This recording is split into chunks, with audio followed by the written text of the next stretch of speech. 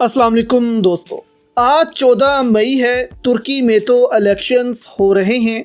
इतना शदीद ज़लज़ला आया तुर्की में, लाखों लोग इससे मुतासिर हैं, लेकिन एर्दोगान ने यह बहाना नहीं बनाया कि मैं इलेक्शंस नहीं करवा रहा, मुल्क के हालात ठीक नहीं हैं।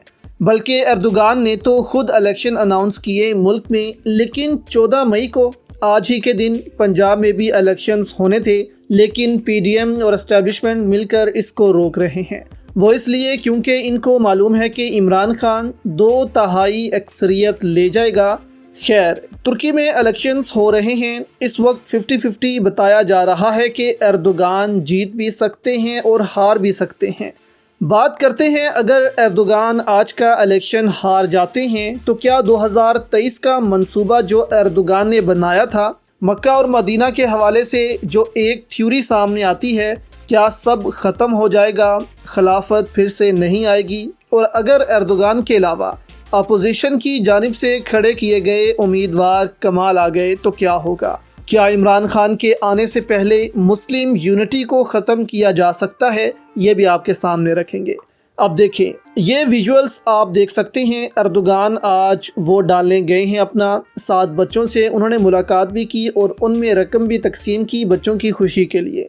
अब आपके सामने भारतीय प्रोफेसर अशोक सवाइन की ट्वीट रखते हैं, जिसमें उन्होंने कहा कि तुर्की में इलेक्शंस हैं, दुनिया को तैयार रहना चाहिए एर्दोगान की हार के लिए। अगर ऐसा हुआ तो जो इक़्तिदार की मुंतकली है वो अमन से नहीं होगी, बल्कि एर्दोगान तुर्की में हंगामा खड़ा कर सकते हैं।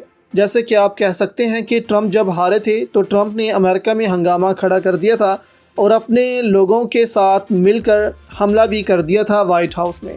अब इससे पहले एर्दोगान के हरीफ जो हैं वो रूस पर ये इल्ज़ाम भी लगा चुके हैं कि वो तुर्क इलेक्शंस में मुदाखलत कर रहा है, यानी कि एर्दोगान को जितवाना चाहता है, जिस पर रूस ने भी इनके इल्ज़ामात की तरदीद की और कहा कि ऐसा कुछ भी नहीं है, रूस किसी इलेक्शंस में मुदाखलत नहीं करता।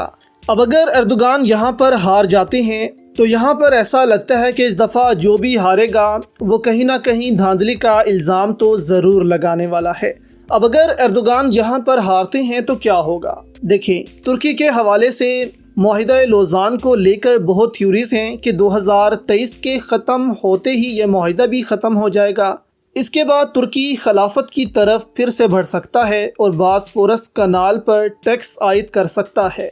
अब इस वक्त एर्दोगान इस सारे निज़ाम को देख रहे हैं। उन्होंने तुर्की को इस्लामी तालीमात की तरफ दोबारा लगाया, अमेरिका का इन्फ्लुएंस ख़त्म किया वहाँ से, जबकि कमाल कहते हैं कि अगर वो तुर्की के सदर बने तो वो सदारती निज़ाम को तुर्की से ख़त्म कर देंगे और लोगों को आज़ादी होगी तनकीद करने की, यानी कि फिर से तुर्की में वही निज़ाम आएगा जिसको एर्दोगान ने ख़त्म किया था, क्योंकि ये निज़ाम एर्दोगान को काम नहीं करने दे रहा था। तो इससे फिर क्या होगा?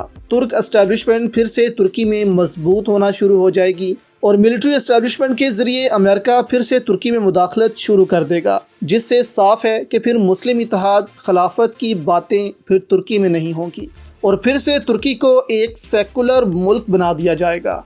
इसलिए एर्दोगान 2023 का इलेक्शन भी जीतना चाहते हैं ताकि अगले 5 सालों में वो मुल्क को एक नया आइन भी दे जाएं और ऐसे कवानीन बना जाएं कि फिर सदारती निज़ाम को तुर्की में कोई ना छेड़ सके, ताकि मिलिट्री एस्टेब्लिशमेंट तुर्की में फिर से मजबूत ना हो।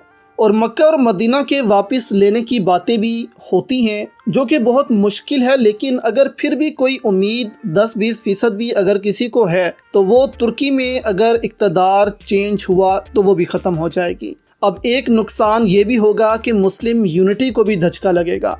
इमरान खान के आने के बाद सबसे पहले इमरान खान चीन, तुर्की ऐसे ममालिक के साथ ताल्लुकात को बढ़ाएंगे, जबकि तुर्की तो पहले भी इमरान खान को कह चुका था कि OIC से हटकर एक नया इस्लामी इत्तेहाद बनाना चाहिए जो कि मुआशी और दिफाई लिहाज से बहुत मजबूत हो, जिसकी आवाज़ अक़वाम मुत्तहिदा में भी सुनी जाएगी। तो इससे पहले तो सऊदी अरब ने इमरान खान को रोक लिया था कि ऐसा ना करो, पाकिस्तान किसी भी इत्तेहाद में शामिल ना हो, लेकिन इस दफ़ा इमरान खान को मालूम है कि इन्होंने इक़्तिदार में आकर अब क्या करना है, कौन से कानून बनाने हैं किस मुल्क से ताल्लुकात ठीक रखने हैं और किसके साथ न्यूट्रल रहना है। लेकिन अगर एर्दोगान यहाँ हार जाते हैं, इसके बाद ये देखना होगा कि नए सदर के आने के बाद तुर्की में कहीं अमरीकी इन्फ्लुएंस तो नहीं बढ़ रहा, क्योंकि जैसे कि आपको मालूम है कि अमेरिका कभी भी मुस्लिम ममालिक को आपस में इत्तेहाद कायम नहीं करने देता, ख़ासकर फ़ौजी इत्तेहाद। इसलिए अमेरिका कभी भी नहीं चाहेगा कि पाकिस्तान और तुर्की मिलकर एक नया इस्लामी ब्लॉक बनाएं जो कि मजबूत से मजबूत होता जाए।